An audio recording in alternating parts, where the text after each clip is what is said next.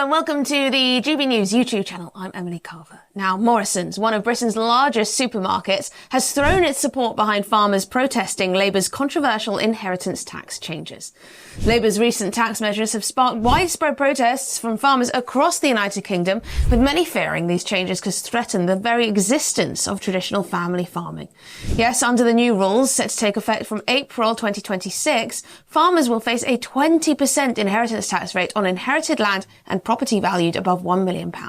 Now, the government insists this will only affect the very wealthiest quarter of landowners, but the National Farmers Union and other critics strongly disagree.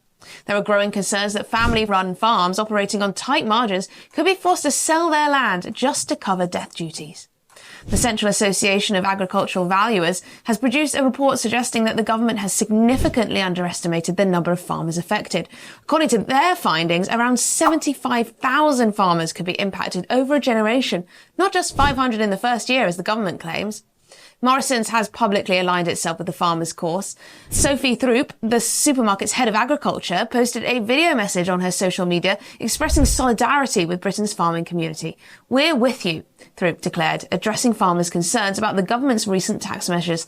She went on to say, "We understand your anger and your frustrations at the inheritance tax, and we're with you." While Morrisons isn't just offering words of support, the supermarket has been raising these concerns at the highest levels of government since November 2024, and they've pledged to continue advocating for farmers, particularly smaller family-run operations that may be disproportionately affected by these tax changes. The implications of this family farm tax extend far beyond individual farmers. There are serious concerns about its broader impact on Britain's agricultural sector as a whole. The NFU argues that the effects of the tax changes will be more extensive than the government has suggested. The Countryside Alliance has hailed Morrisons' stance as a crucial moment in opposing the tax changes. Mo Metcalfe-Fisher, the Alliance's External Affairs Director, called it a major development in the ongoing fight to get Keir Starmer and Rachel Reeves to see sense. In the face of mounting criticism, Environment Secretary Steve Reed offered an apology at the Oxford Farming Conference for shocking farmers with the budget measures. Reed blamed the tax changes on the £22 billion black hole in public finances inherited from the previous government. Now, a spokesperson from the Department for Environment, Food and Rural Affairs defended the government's position, stating, "Our commitment to farmers remains steadfast. We've committed £5 billion to the farming budget over 2 years, including more money than ever for sustainable food production, alongside our new deal for farmers to deliver a profitable farming sector and unlock rural growth." The government argues that the changes are necessary to create a fairer system and deter wealthy individuals from acquiring land simply to evade taxes. They maintain that couples who jointly own a farm will be able to pass on land and property tax-free up to a value of £3 million thanks to various allowances and reliefs. But the farming community has not taken these changes lying down. Protests have erupted across the country, with farmers using their tractors to make their voices heard. In Oxford, during Steve Reed's speech at the farming conference, a host of tractors lined the streets, honking their horns continuously and furiously, playing the final countdown. Similar protests have been seen in other parts of the country. In the southwest, approximately 50 tractors convened at Cornwall Services in Victoria before making a round trip to Indian Queens, while another group of around 50 tractors assembled in Exeter, Devon. Farmers are planning more protests, including a coordinated action day at supermarkets across the country. On Friday, January the 17th, tractors are expected to park up at supermarket car parks in hundreds of towns and villages, aiming to engage with the public and remind them of the vital role farmers play in food production. The question now is whether this growing opposition will be enough to force a government rethink on these controversial tax measures. Will other supermarkets follow Morrisons' lead? And how will this affect the relationship between the government and the farming community moving forward?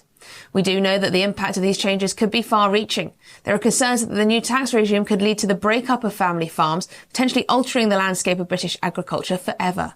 Some farmers are even questioning whether they should encourage their children to continue in the family business or not, given the uncertain future. Financial experts have pointed out that the changes could place a significant burden on farms, which are often asset-rich, but cash-poor. Farmers have made it clear they're not going away, and now they have some powerful allies in their corner. Britain's Newsroom caught up with farmer Kelly Seaton. Let's take a listen to what she has to say. This is the first of one of the big supermarkets, and we know, Bev and I have talked to farmers, that Morrisons have been more supportive perhaps than other supermarkets, but this is an important step for you in your battle with this government. It is. So Morrisons is the biggest direct British farming supermarket in the UK. It's absolutely great for them to come out publicly and speak, supporting the farmers. I know there are a lot of conversations going on behind the scenes. There's a cow behind the scenes here trying to headbutt my phone off. There's a lot of conversations going on behind the scenes with supermarkets, NFU, lobbying government.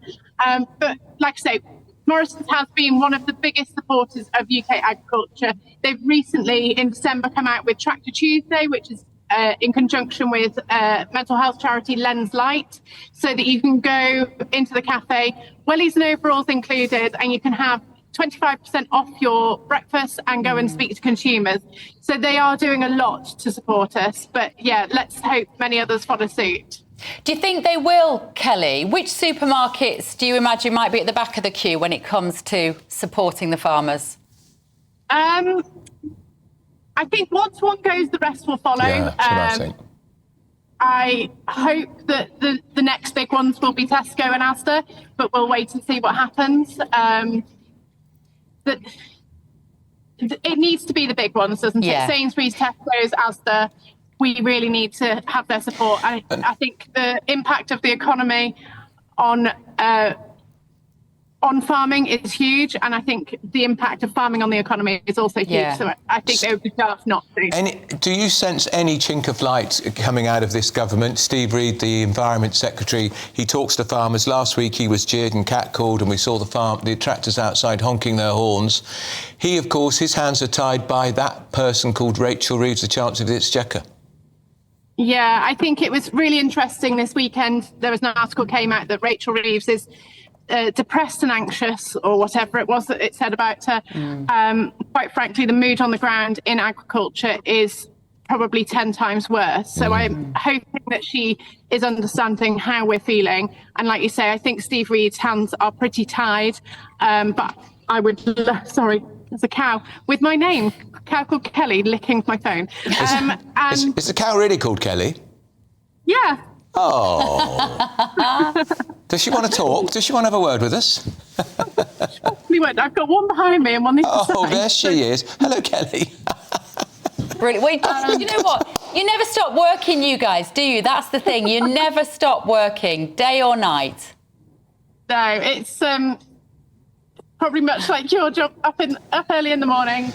I'm being surrounded today. I have to. Kelly, I know you have a problem with cows. You've no idea the problems I have to put up with Bev Turner. Really. So, will the government stand firm on its position, or will the mounting pressure lead to a reconsideration of the policy? The outcome could have profound implications, not just for farmers, but for the entire British agricultural sector, and by extension, the nation's food security. Let me know what you think. I'm Emily Carver, and this is GB News YouTube channel. Don't forget to subscribe for more originals content, give this video a thumbs up, and leave a comment.